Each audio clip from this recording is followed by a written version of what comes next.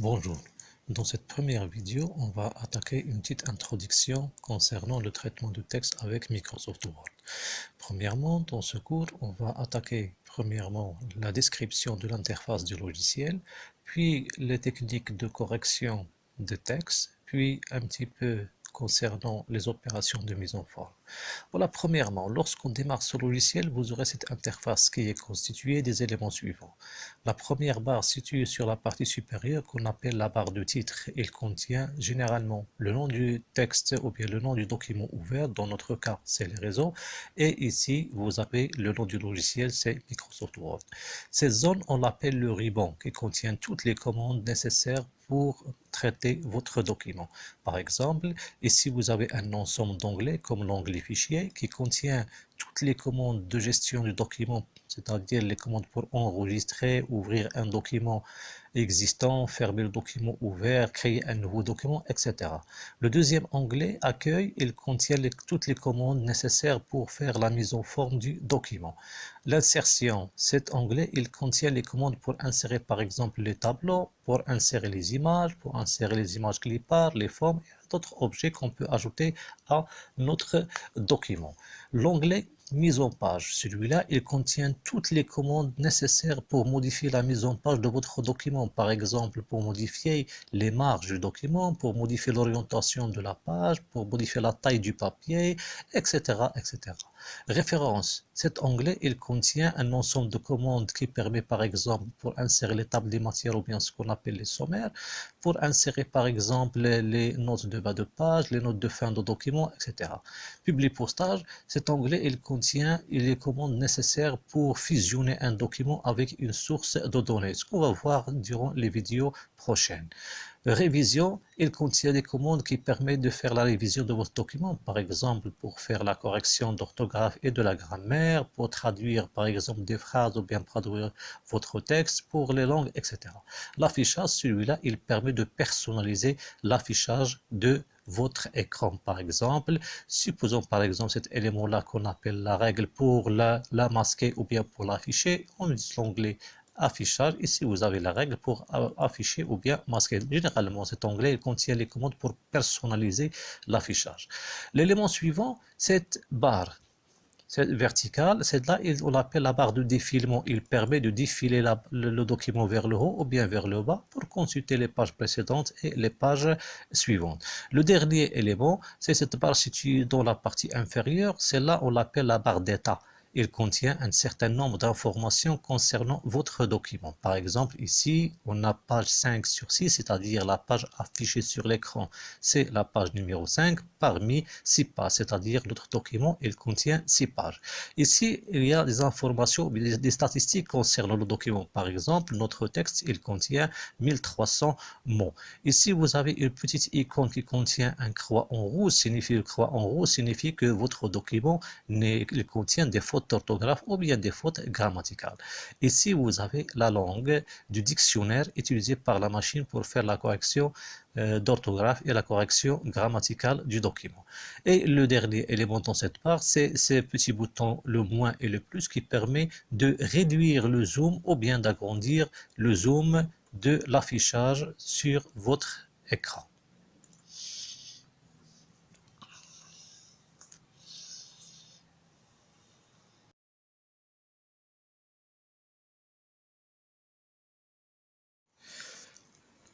Dans cette deuxième partie, et bien sûr après la saisie, on va voir comment faire pour corriger un document.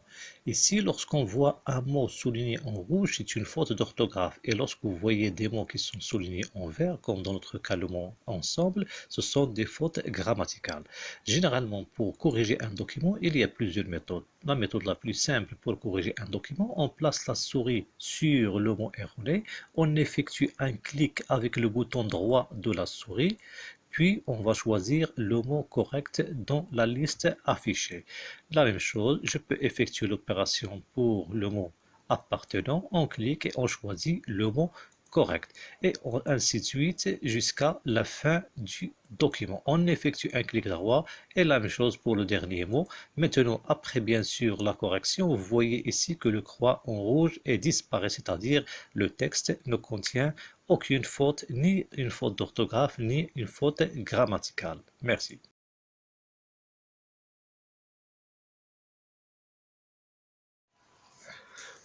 Voilà, dans cette troisième partie, on va voir comment faire pour sélectionner un texte, soit un mot, soit une ligne, soit un paragraphe. Voilà, généralement, il y a plusieurs méthodes, mais la méthode la plus simple, vous pouvez premièrement, par exemple, si vous voulez sélectionner le mot informatique, je peux placer la souris ou bien le pointeur de la souris au début du mot et j'appuie sur le bouton de la souris et je glisse jusqu'à la fin du mot. Ou tout simplement, vous pouvez utiliser la deuxième méthode en effectuant tout simplement un double clic sur le mot et voilà le mot informatique sélectionné. Si par exemple vous voulez sélectionner une ligne, par exemple je veux sélectionner la ligne qui commence par le mot les réseaux jusqu'à le mot zone, je peux effectuer le glissement, bien glisser, déplacer la souris ou bien tout simplement placer la souris dans la marge en face de la ligne, effectuer un seul clic pour sélectionner la ligne. Si vous voulez sélectionner par exemple un paragraphe, par exemple je vais sélectionner le paragraphe qui commence par il s'agit et se termine par le mot école. Dans ce cas, je peux tout simplement effectuer un glisser-déplacer jusqu'à la fin du mot. Si vous n'arrivez pas à faire cette opération-là, vous pouvez effectuer un triple clic sur le paragraphe et le paragraphe sera sélectionné. Ou bien, vous pouvez placer la souris dans la marge en face du paragraphe et effectuer un double clic et le paragraphe sera sélectionné. Si par exemple vous voulez sélectionner tout le document, quel que soit le nombre de pages, dans ce cas, l'opération de glisser, déplacer jusqu'à la fin, ce sera un petit peu difficile. Il nécessite la personne qui maîtrise un petit peu l'utilisation de la souris. Si dans ce cas-là, si vous voulez la sélectionner tout le document, vous pouvez utiliser soit le clavier, soit vous pouvez placer la souris dans la marge et effectuer un triple clic et tout le document sera sélectionné. Merci.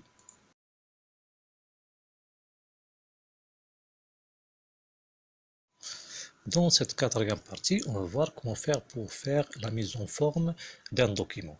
Premièrement, supposons par exemple, pour ce titre-là, je veux modifier la mise en forme, je veux modifier le type de police utilisé pour ce titre, je veux modifier la taille, je veux placer le titre au centre de la page.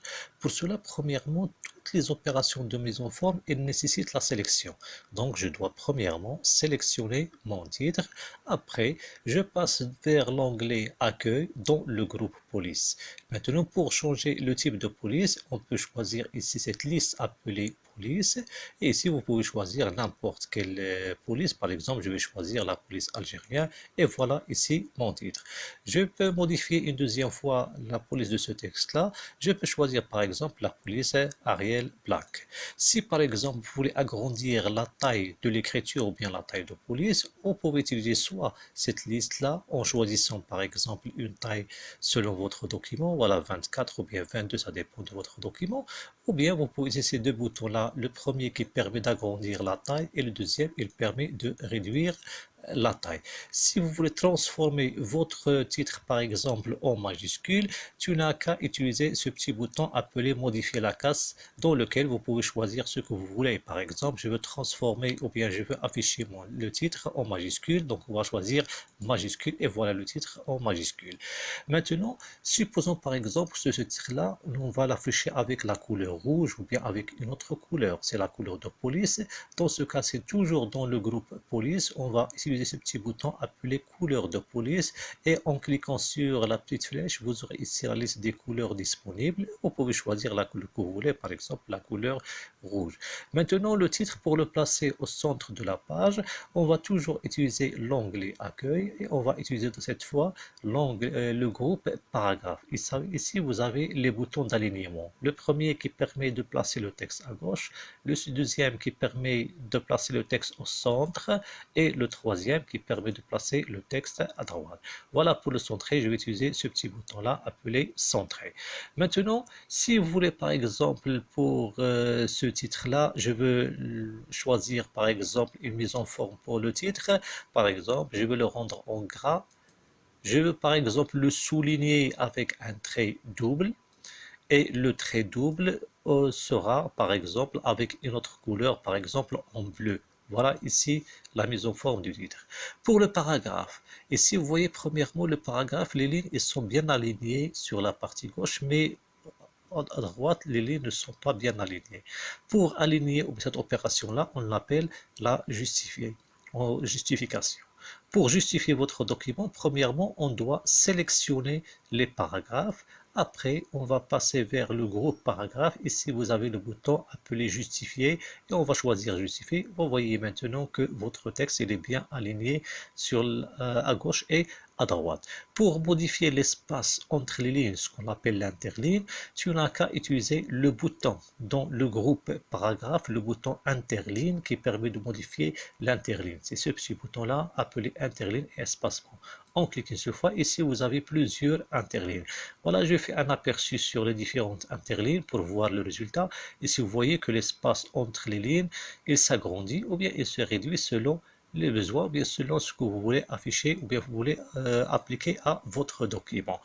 Le reste des opérations de mise en forme, on va le voir dans les vidéos prochaines. Merci.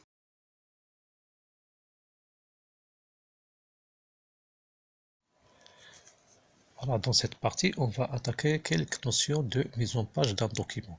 Par exemple, si vous avez un document et vous voulez modifier les marges du document, et si vous voyez dans ce document ouvert maintenant, vous avez ici cet espace-là, à gauche, on l'appelle la marge de gauche. Ici, vous avez la marge du haut, ici, vous avez la marge de droite, et dans la partie inférieure, ici, vous avez la marge du bas.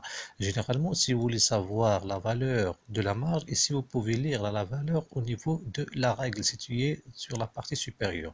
Dans notre cas, ici, de la règle, ici, on a 0, ici, 1 cm, 2 cm, ici, 0,5, c'est-à-dire 2,5 cm dans la marge de gauche. Et la même chose ici, dans la marge du haut, vous pouvez le lire au niveau de la barre ou bien la règle.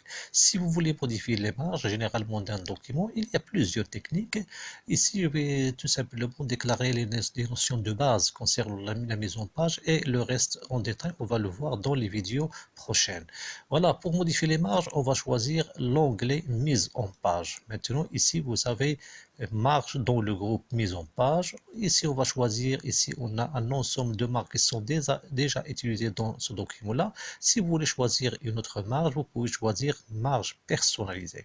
Maintenant, vous avez cette boîte de dialogue.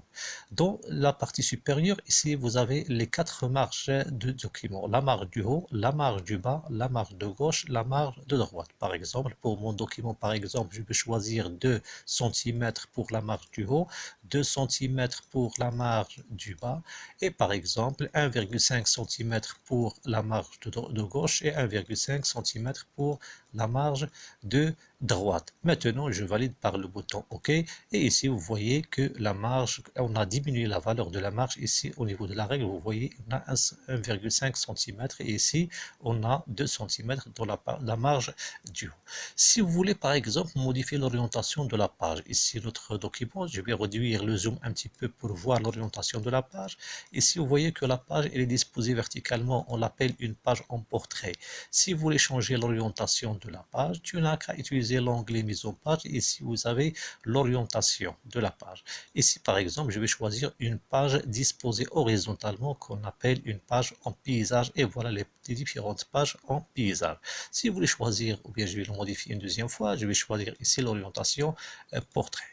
Maintenant, si par exemple vous voulez modifier la taille du papier, ici vous avez toujours dans le groupe mise en page, ici vous avez la liste taille dans laquelle on peut choisir la taille du papier. Par défaut ici dans mon cas, j'ai ici le format A4, c'est une page qui contient 21 cm de largeur et 29,7 cm de hauteur. Si vous voulez choisir ou bien vous voulez modifier, vous pouvez ici par exemple choisir le format A3 qui contient, c'est le double de la page A4, ici contient 29,7 cm de largeur et 42 de hauteur. Le principe ici, vous pouvez choisir le format ou bien la taille du papier sur lequel se fait l'impression de votre document. Ici par exemple, si vous voulez ajouter une bordure, c'est-à-dire un cadre à votre page, tu n'as qu'à utiliser le bouton bordure de page. Lorsqu'on clique sur le bouton bordure de page, vous avez cette boîte de dialogue dans laquelle on peut choisir ici le style de trait. Par exemple, dans mon cas, je vais prendre tout simplement un petit exemple. Je vais choisir ce style de trait et je vais choisir par exemple une couleur pour cette bordure. Maintenant, j'applique cette bordure à mon document et voilà la bordure de la page. Comme vous pouvez utiliser par exemple d'autres formats de bordure. Par exemple, il y a plusieurs styles de traits et si vous ne voulez pas utiliser par exemple les styles de traits, vous pouvez utiliser ce qu'on appelle les motifs. Les motifs, ce sont des petits motifs qu'on peut placer autour de la page. Je vais prendre ici tout simplement un petit exemple à titre indicatif. Voilà, je choisis ce format-là, puis je valide par le bouton OK et voilà ici la bordure de la page. Je vais la modifier une troisième fois, je vais choisir bordure, je peux choisir par exemple un style de trait, par exemple ce type-là. Je vais choisir par exemple une couleur, par exemple en bleu, un petit peu foncé, et je valide par le bouton OK et voilà la bordure de la page. Si vous voulez modifier la couleur de la page, vous pouvez aussi toujours utiliser l'onglet mise en page et choisir couleur de la page. Ici, vous pouvez choisir une couleur. Voilà, ici, je peux choisir n'importe quelle couleur. Vous voyez ici la modification qui se fait au niveau de votre document. Vous pouvez choisir une couleur pour votre page. Lorsqu'on choisit la couleur, il faut simplement cliquer sur la couleur pour l'appliquer à la page. Ou bien, vous pouvez choisir autre couleur. Et ici, vous pouvez sélectionner la couleur que vous voulez. Autre méthode ou bien autre option qu'on peut exploiter pour la mise en page de notre document au niveau des couleurs, je peux choisir par exemple ce qu'on appelle les motifs et les textures. Les motifs et les textures, par exemple, je vais commencer par exemple par les textures. Ce sont des formats qu'on peut appliquer dans l'arrière-plan de notre document. Par exemple, je choisis ce modèle-là qu'on appelle les gouttelettes, puis je valide par le bouton OK et voilà ici la couleur de notre page. Ou bien, par exemple, je peux choisir les couleurs dégradées. Par exemple, je peux choisir unicolore. Et si je choisir par exemple une couleur, n'importe quelle couleur, par exemple le rouge. Et ici, vous avez le type de dégradation, soit horizontale, soit verticale, soit le diagonal. Et on va choisir le type de cette dégradation. Et on va aller, voilà ici notre document avec cette dégradation. Si vous voulez supprimer la couleur de l'arrière de votre page, tu n'as qu'à cliquer sur couleur de page et choisir aucune couleur. Merci.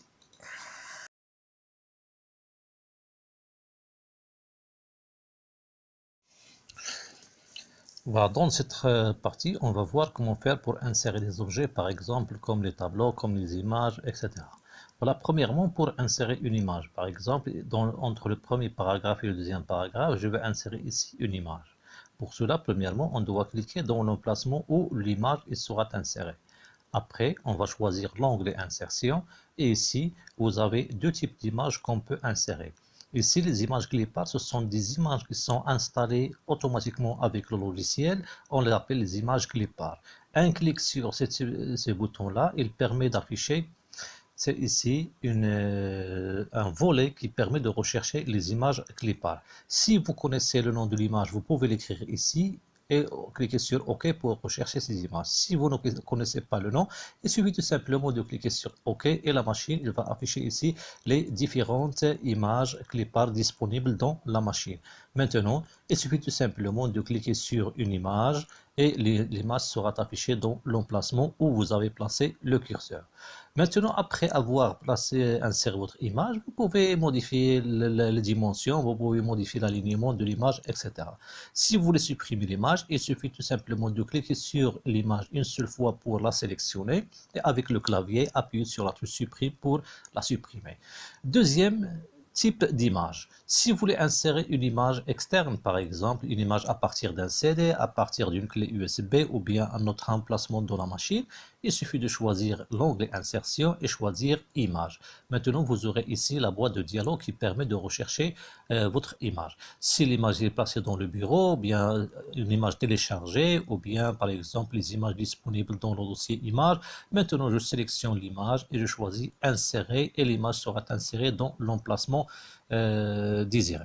Maintenant, si vous voulez modifier les dimensions de l'image, il suffit de cliquer sur l'image une seule fois. Ici, vous avez les points là qui permettent de modifier les dimensions de l'image. Par exemple, pour moi, je vais réduire les dimensions. Je place la souris ou bien le pointeur de la souris sur le point et je peux glisser pour modifier la largeur et la hauteur de l'image. Et si ce petit point-là, il permet de modifier la largeur, agrandir ou bien réduire la largeur, celui-là, il permet d'agrandir ou bien de réduire la hauteur, celui-là, il permet d'agrandir ou de réduire les deux, c'est-à-dire la largeur et la hauteur à la fois. Maintenant, si vous voulez modifier l'emplacement de l'image, il suffit tout simplement de cliquer sur l'image et choisir Accueil. Ici, vous avez les boutons d'alignement. Par exemple, je peux placer l'image au centre de la page, ou bien à droite, ou bien à gauche de la page. Ce point-là, il permet de faire tourner l'image. Par exemple, je peux le tourner l'image, par exemple, d'un angle donné. Voilà ici pour les images. Si par exemple vous voulez insérer un tableau, par exemple pour moi supposons par exemple je veux insérer un tableau à cet endroit. Généralement si vous voulez insérer un tableau, on doit savoir le tableau est constitué de combien de lignes et de combien de colonnes. Pour cela, on va choisir Insertion et ici vous avez le bouton qui permet d'insérer le tableau. Un clic sur ce bouton, il permet d'afficher ici une grille qui permet de sélectionner le nombre de colonnes et le nombre de lignes. Par exemple, maintenant ici, c'est la première ligne et la première colonne. Ici, 2 colonnes, une ligne, 3 colonnes, une ligne, 3 colonnes, 2 lignes, 3 colonnes, 3 lignes, 3 colonnes et 4 lignes. Un clic et voilà votre tableau qui est inséré. Et le tableau est constitué de 3 colonnes. Voilà la première colonne, la deuxième colonne et la troisième colonne. Voilà, je vais annuler, je vais l'insérer le tableau une deuxième fois d'une autre manière. On choisit Insertion tableau. Maintenant, au lieu d'utiliser cette grille pour sélectionner le nombre de colonnes et le nombre de lignes, je peux choisir la commande Insérer un tableau qui permet d'afficher une boîte de dialogue. Dans cette boîte de dialogue, on doit déclarer le nombre de colonnes. Par exemple, supposons que je veux insérer un tableau contenant 3 colonnes et contenant par exemple 4 lignes. Maintenant, je valide par OK et voilà votre tableau. Et si vous voulez par exemple, il vous reste tout simplement d'écrire le contenu du tableau.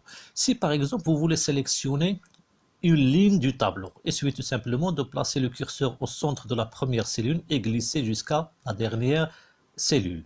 Si vous voulez sélectionner une colonne, vous pouvez placer le curseur en haut du tableau en face de la colonne. Un seul clic, il permet de sélectionner toute la colonne. Et si vous voulez sélectionner une ligne, on place le pointeur de la souris juste à gauche de la cellule, jusqu'à avoir une flèche inclinée vers la droite en noir. Un seul clic, il permet de sélectionner la cellule. Et si vous voulez sélectionner tout le tableau, il suffit tout simplement de cliquer sur ce point-là et le tableau est sélectionné. Voilà, les autres commandes du tableau et les autres commandes des images, on va les voir en détail dans les vidéos prochaines. Merci.